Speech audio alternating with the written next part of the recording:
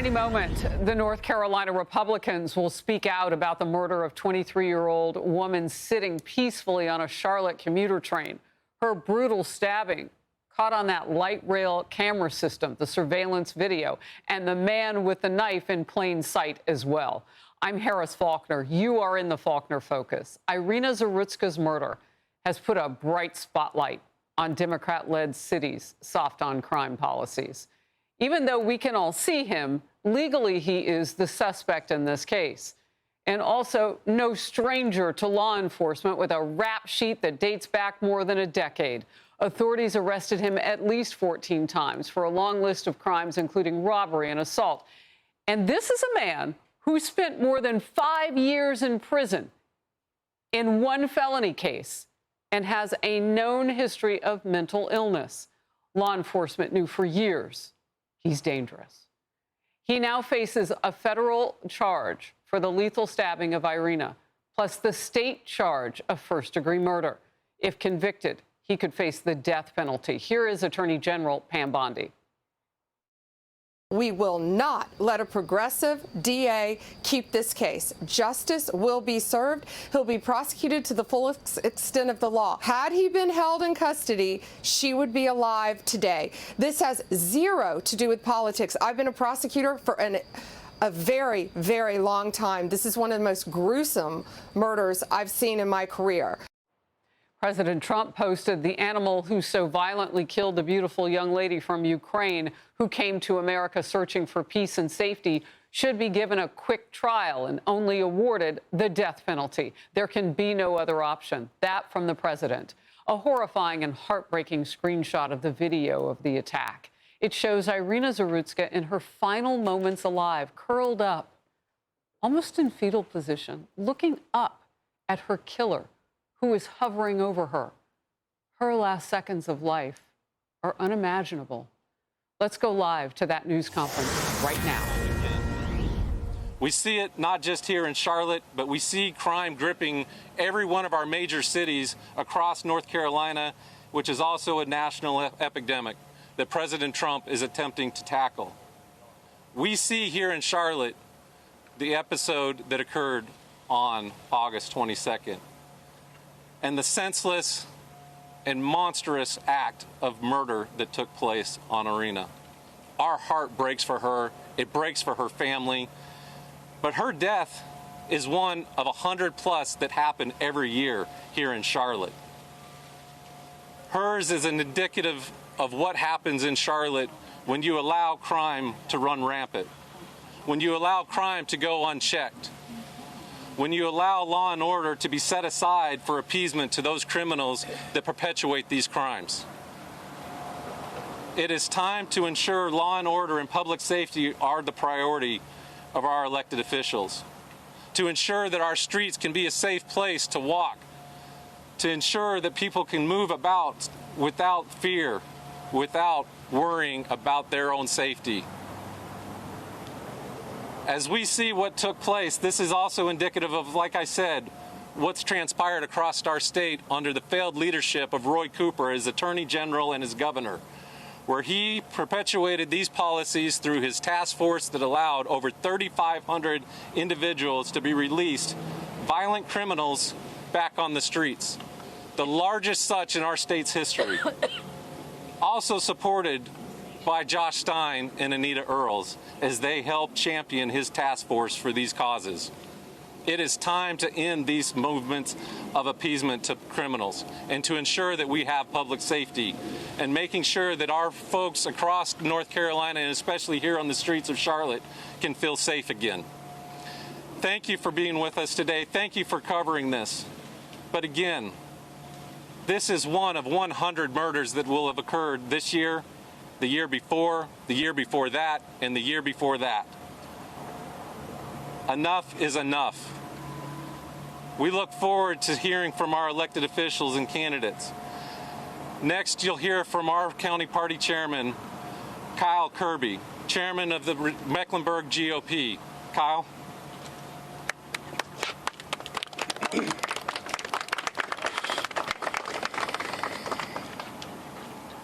My name is Kyle Kirby. I am the chairman of the Mecklenburg County Republican Party. The full video of Irina Zaruska's murder has now been released. Don't look away. Don't turn your heads. Don't shut your eyes. Watch it, because she had no choice but to look evil in the face. Her final moments were moments of terror, pain, and loneliness. While no one was able to lift a hand on that car to help her, you can see the killer walking away with his knife dripping in blood in chilling indifference. It is horrific, it is excruciating, but it must be seen by the public. Because these are not isolated tragedies. This is a result of failed policies, weak leadership, and a judicial system that protects criminals instead of innocent individuals. What the Democrats call restorative justice looks like Irina Zaruska's murder. The suffering of you and your loved ones for their gain. Shame on the Mecklenburg County justice system. You failed to incarcerate an individual who had been arrested previously 14 times. Shame on the civic leadership of Charlotte. You failed to protect the very people you swore to serve. And shame on Mayor Vi Lyles. You failed to offer anything other than platitudes and pandering instead of real, meaningful leadership. Irina Zaruska died because of the Democrat policies in Charlotte, Mecklenburg. Woke politics that perpetuate cashless bail and refuse to prioritize public safety over appearances. But we have seen these horrific images. The knife dripping in blood, her panic, the silence of others around her. These moments sear into our minds. But let it also ignite our resolve that we must not stand by and watch the Charlotte that we love also die in silence. The time is now to end the experiment of single-party, soft-on-crime governance in Charlotte, Mecklenburg. The time is now to demand cash bail for multiple-time offenders. The time is now to treat criminals like accountable individuals and not entitled persons. So hear me now, Charlotte. On Monday, September 22nd, 30-day anniversary from the death of Irina Zaruska, at 8 p.m. at the East-West Boulevard Light Rail Station, I call on every able-bodied Charlottean and person in this city who is concerned about crime to turn out to a candlelight vigil in Irina Zaruska's honor. We will stand shoulder to shoulder, defying silence and showing the world that we will not let her death be erased by complicit media partners.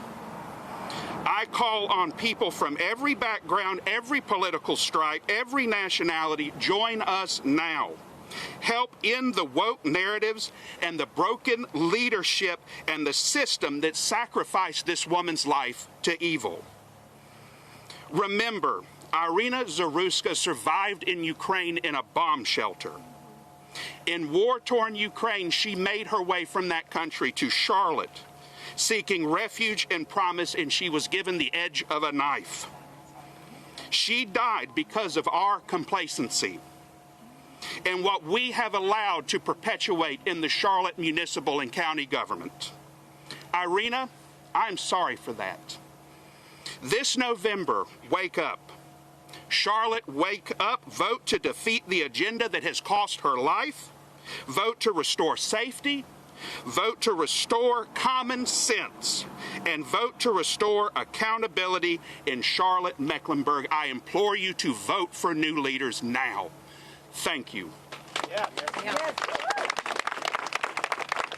Chairman Abdul Ali of the 12th Congressional District, my friend.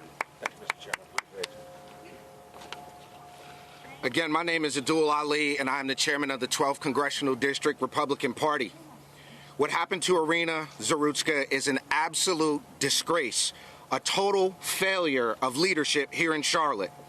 A young woman comes to this country for the American dream only to be murdered in pursuit of that dream by a career criminal. Make no mistake, a career criminal who should have never been out on our streets. This is, ladies and gentlemen, was 100% preventable. This did not have to happen in our city. But this is what happens when you have weak, incompetent, and feckless leadership. The suspect, DeCarlos Brown, violent criminal, history of robbery with a deadly weapon, was let back on our streets. And why, you ask, was he let back on our streets? Because Mayor Vi Lyles and Teresa Stokes, an unelected magistrate, care more about their leftist ideology than they do about the safety of the people taking the light rail. Under Vi Lyles' watch, crime has exploded. Make no mistake. Hundreds of murders in our city. Make no mistake about it. And in fact, while crime is spiraling out of control, what do the Democrats want to do? They want to spend millions and billions of dollars on their pet projects. Another $3 million being proposed for another nightclub in Charlotte with your taxpayer dollars. Absolutely ridiculous. And on top of that, a massive bond referendum. Thank God for Dave Bolliak coming to audit the city of Charlotte. While Vi Lyles and the justice system here in Mecklenburg are not taking action, I'll tell you who is taking action. President Trump is taking action. He's restoring law and order across this nation. He's putting the victims like Irina first. He's supporting our police, securing our borders, and keeping violent criminals where they belong, which is behind bars. Meanwhile, where's our congressional representative? Where's Alma Adams at in all of this? She's silent. She didn't say a word about this until Donald Trump said it first. And why didn't she say a word about it? Because she cares more about retaining what she calls her seat than she does about protecting the people of this district. And my message to Alma Adams is that seat doesn't belong to you. It belongs to the people of this district. Yes. Folks, we have criminals running our streets. We have young people with nothing to do, running around with firearms. Property crime is out of control in this district. And we need leaders who will stand with our citizens, leaders who will back the blue, secure our streets, and put the safety of the people of Charlotte first. Irina's death did not have to happen. It's time that we demand better, it's time that we vote for better, and it's time that we hold Vi Lyles and Alma Adams accountable. Next up, I'd like to introduce our candidate for mayor of Charlotte, Terry Donovan. Hello, I'm Terry Donovan. What happened to Irina Zarutska is a heartbreaking tragedy that is shaking the city to the core. Is this the city we want to live in? Let's call it what it is. This was a hate crime. Irina was a wonderful, beautiful, and innocent 23-year-old who recently moved to Charlotte from Ukraine for a chance at a safer life, for a new beginning. And tragically, she sat in front of the wrong career criminal on her way home on the light rail, on her way home from her job at a pizzeria. This was a preventable crime. He had been arrested 14 times. Enough is enough. This needs to serve as a wake-up call for our city. We all demand change. We deserve better. The reality is that the people of Charlotte no longer feel safe in their own neighborhoods. With over 17,000 property crimes in the first half of this year, 8,000 vehicle larcenies and theft, and an average of 4 violent crimes per day. This is no longer a matter of voting red or voting blue. This is a matter of voting for common sense. We all have to unite, and we have to have new leadership in Charlotte. We all deserve to feel safe in our neighborhoods.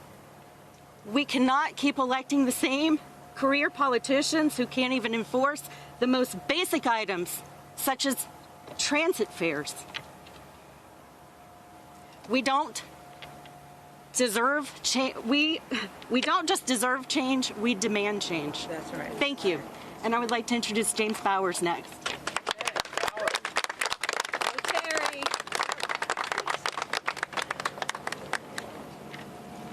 Yes. Good morning, all. My name is James Bowers, and I'm running for City Council District 3. And this tragedy happened in my district.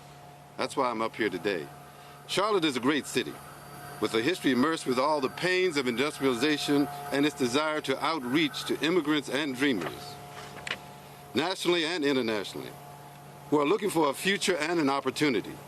It has been said, the greater the risk, the greater the reward. But I say the reward is far greater than the risk. Even when there seems to be no victory, God turns things upon its head and shows us who's in charge. Charlotte has been my home now for almost 40 years, but today I feel as though Charlotte has turned into a hidden war zone. Our nation and city just a few weeks ago experienced a tragedy. An evil spectacle presented its ugly head to our once family-centered community. And now enough is enough. I've had enough of those leaders who pacify these horrible acts and pretend this isn't what it is. It is and was wicked and not the Charlotte we deserve. Irina Zarutska was one of God's creations, and just like you and me, she deserved to live her life without thinking that my leaders don't have my back. But it's not what happened to Irina only. It's time after time, again, where violence, gangs, low police morale have been weighted against the people who don't feel safe in their neighborhoods or on the streets. And I'm not going to just sit back and watch it happen if I have anything to do with it. We're standing up today in solidarity against this evil spirit which plagues our city, its people, and works against those ordinary and less talked about ideals like safe streets, safe neighborhoods, and a safe ride on public transportation. Is anyone getting the message? Yes. It's past time for a change in leadership in Charlotte, and today is a clarion call for all of Charlotte to stand up and say, enough is enough. It's time for new leaders who love Charlotte and its people, leaders who won't allow lawlessness and to rule and cower from making the right decision to take bad actors off the streets. And let them know there's a new leadership in Charlotte. Let them know if you do the crime, you will pay the time. For change. Enough is enough.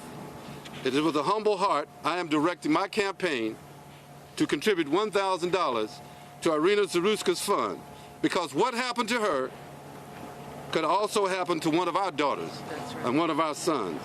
Her assignment here on earth has ended, but she will be in our hearts and minds forever.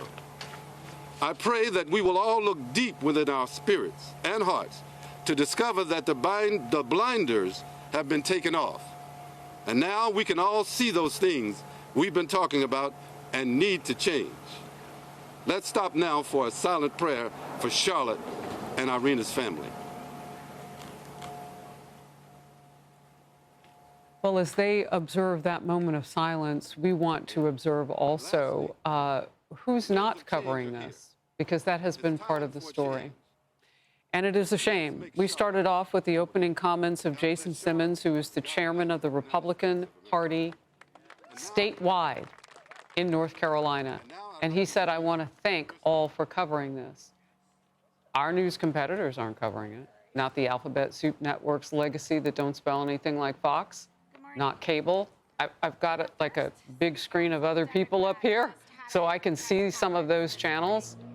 Yeah, we're covering this because it's important. And it isn't just about politics. But it is interesting that Republicans have come out on this day and done something that Democrats in that Democrat-led state and city have done nothing of the kind. And that is to collectively come out against the criminal and for the victim. Charles Marino, former Homeland Security advisor, and he was a Secret Service agent. We welcome him in now. Charles, just your first reaction if you were able to watch any of that. Yeah, look, Harris, I think they summed up everything that needed to be spoken about in that press conference. And that is, we're at a critical decision point in this country when it comes to law and order and the overall accountability of criminal behavior. We can either be accepting of criminality in all forms in this country and make it a part of our normal lives, expect it on a daily occurrence, or we can outright reject it. We can be outraged about it. We can throw those out of office that implement policies that do nothing but undercut common sense law enforcement practices and endanger lives. Look, sanctuary city mayors are nothing more than wolves in sheep's clothing. They tell their constituents how much they care about them, and yet they implement policies that do nothing to keep them safe. Well, look, the politics could be about to change. We saw some people who are running for office. You saw Terry Donovan there. She is running for to go against the current Democrat mayor, Vi Lyles, who's been less than eloquent in the things that she said since Zarina was murdered on that commuter train in Charlotte.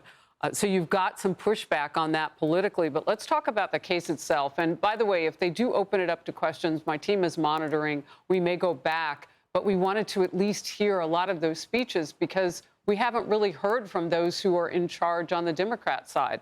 No. The case, though, itself, and now that it's a federally charged case against this man, how does that change things?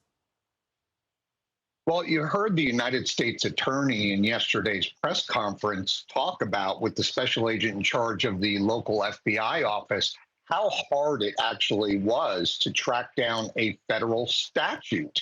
And the United States attorney was right. This case is made for local prosecution. These types of cases should have justice delivered locally and severely in most cases, as opposed to going federally. So the federal government, of course, it's great that they're stepping in to take action and do what a sanctuary city and their judicial system won't do in this case. But ideally, it's not the way the criminal justice system is supposed to be working in this country. Yeah. Well, look, locally, he was arrested more than 14 times, did 5 years hard prison. Yeah. For one felony case. They let him out a year early, from what I was reading. I mean, this guy had recidivism in his blood. He kept committing crimes, and he became more and more dangerous, it would seem, along the way. I mean, law enforcement did its job. You guys always do. It's about those soft on crime policies. It's great to have you now for your perspective. I appreciate it. Thank you. Hey everyone, I'm Emily Campagno. Catch me and my co-hosts Harris Faulkner and Kaylee McEnany on Outnumbered every weekday at 12 p.m. Eastern, or set your DVR. Also, don't forget to subscribe to the Fox News YouTube page for daily highlights.